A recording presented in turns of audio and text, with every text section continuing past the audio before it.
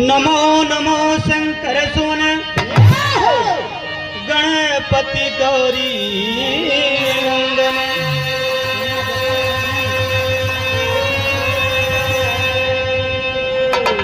जय जय माता सरस्वती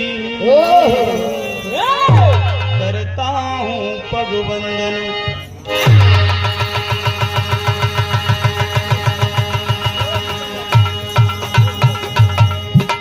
बैठ शारदे कंठ पे, बैठ शारदे कंठ पे, हम आकर सेवक के काम।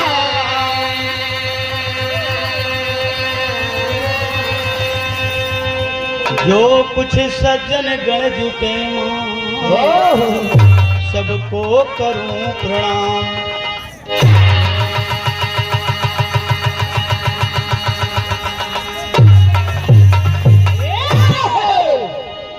आया है सो जाएगा भाई राजा रंग फकीर।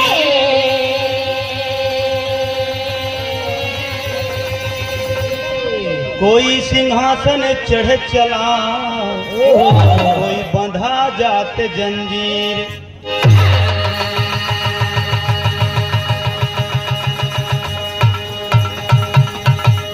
गुरुर् ब्रह्मा गुरुर् विष्णु गुरुर्देव महेश्वर, गुरुर् साक्षात् परब्रह्म तस्मै श्री गुरुवे नमः। तो राम झरोखे बैठ के भाई जग का लहराए। जाकी जैसी भावना ताको तस फल दे।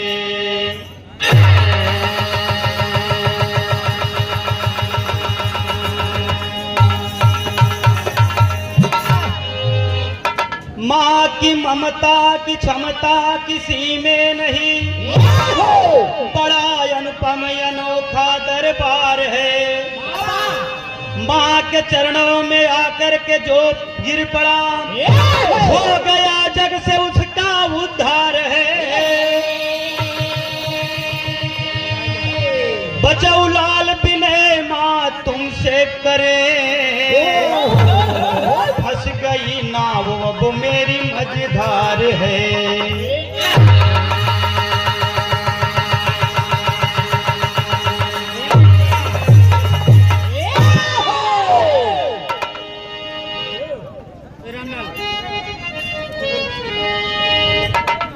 हाँ देखें,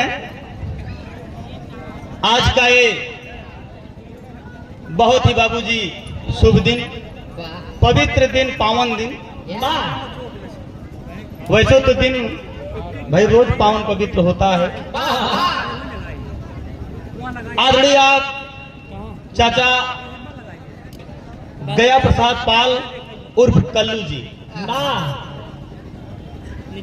ग्राम असरोपुर, पोस्ट असरोपुर, जिला जौनपुर के पावन पवित्र धरती पे आज बहुत ही भव्य कार्यक्रम, गृह प्रवेश, ये गृह पूजन का एक भव्य आयोजन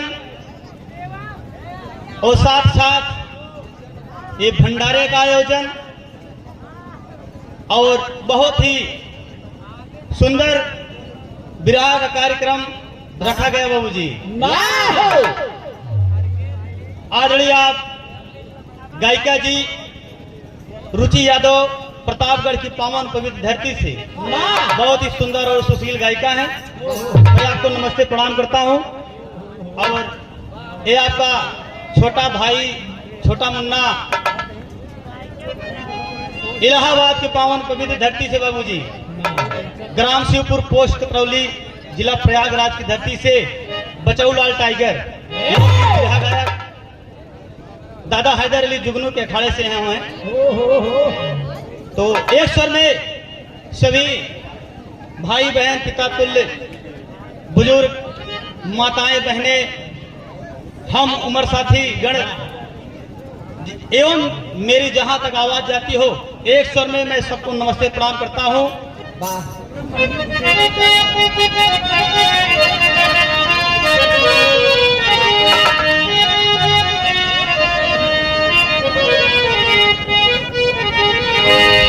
ए भैया सब भाजी, कौना दुल्हन का दुल्हा परदेश बा हो, आ दुल्हनिया के बड़ा तकलीफ बा। साल 2 साल बीत गवा, न कोनो चिट्ठी, न पत्री, न फोन, न फाटा। वो है कहा थे, कैसे कहा था मास्टर साहब?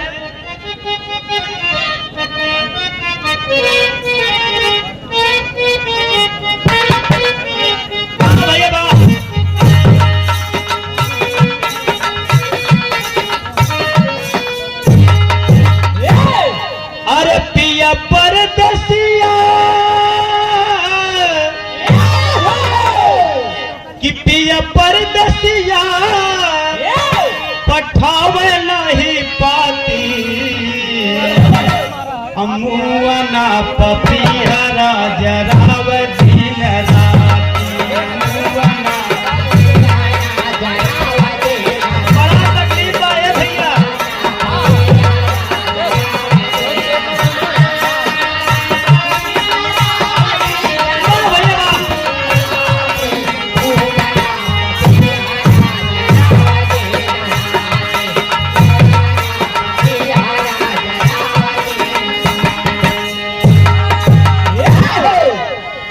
बाबूजी, ये तो आप सबके आनंद के लिए, लेकिन भक्त माई से क्या कहत बा? ए माई, आपके दरबार में माई जो भी भक्त जाता है, दुनिया का सामान, दुनिया के वस्त्र मांगता, मगर ये लड़का माई कहाँ मांगता? कैसे मांगता है?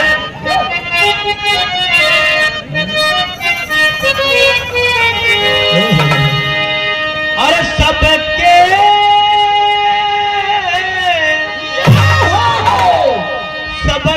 दयाल धन अपार देहु माई, सबके दयाल धन अपार देहु माई, हमरा के बोलिया सवार देहु माई, हमरा के बोलिया सवार देहु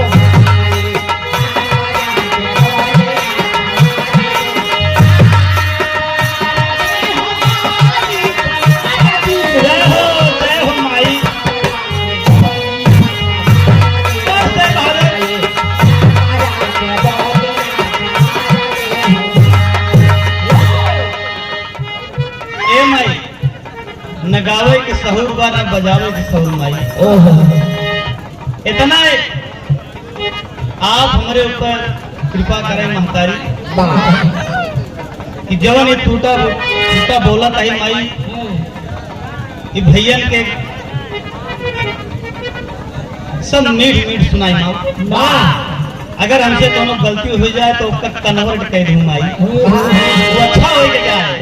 बस लड़का ये चाहा था, धन दौलत तो चाह नहीं माई।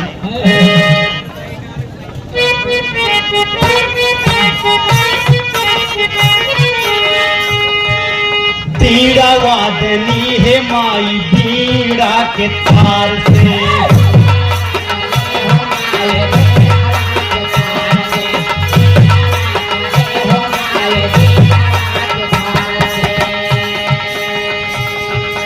रसना सजावा माई अमृत के धार से,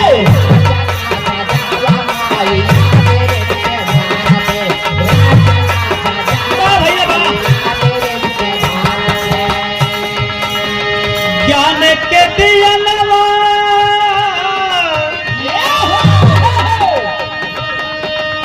ज्ञान के दियनवा के पार दिहु माई,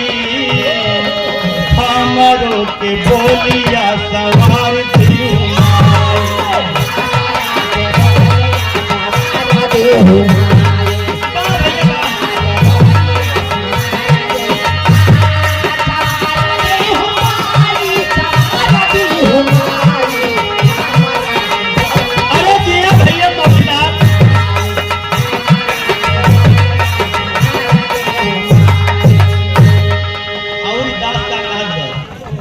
तोहरे सहारे माई मुख में आवाज बा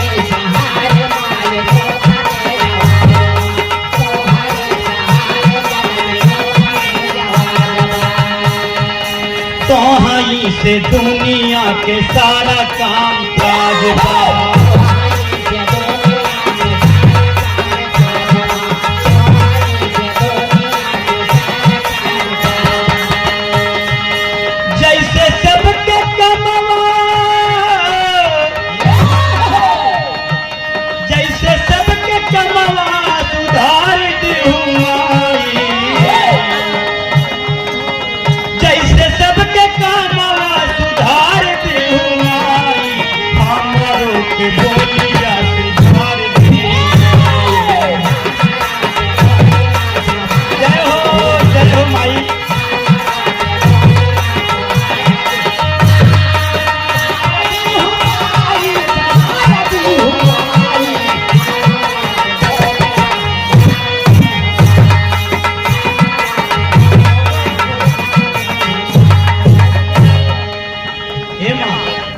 और गीत संगीत के बजोड़ा बेला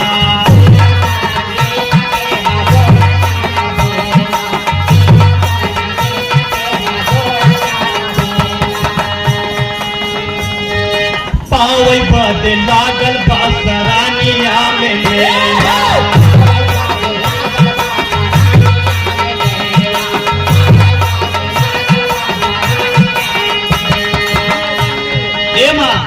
अरे माई आपके दरबार में चाहे लूला लंगड़ा जाए, अंधा जाए, राजा जाए, गरीब फकीर कोई भी जाए माँ, आप सबको एक बराबर देखती हो, किसी में आप भेद नहीं देखती हो, छोटे बड़े का कोई आपके यहाँ भेदभाव नहीं है।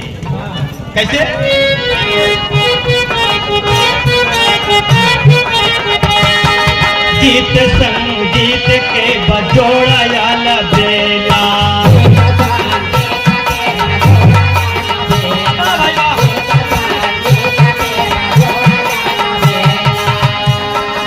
पावई बदे लागल बासरानिया में मेला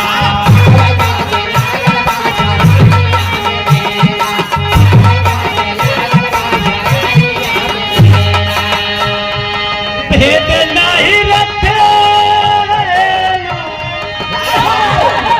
और भेद नहीं रखे दुलार माई भेद नहीं रखे दुलार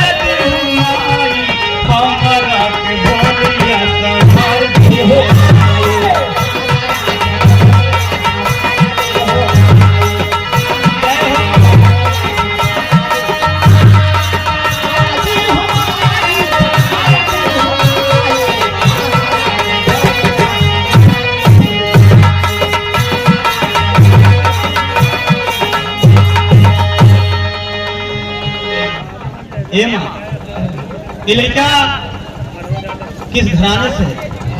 कहना है गुरु घराने को परिचय देते हुए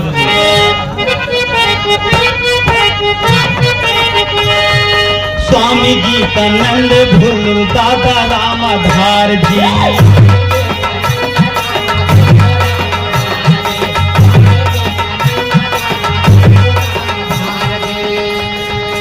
दादा हैदर अली मोहन शिव बाबू हमार जी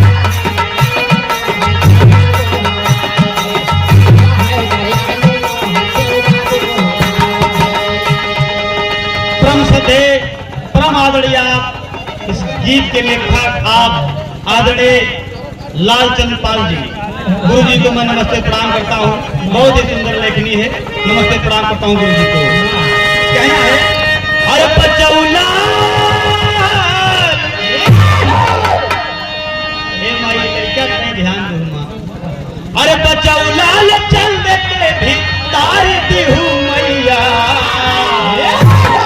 तब बचौलाल चंद के भी तार दिहू मैया, हमारो के बोलिया संभाल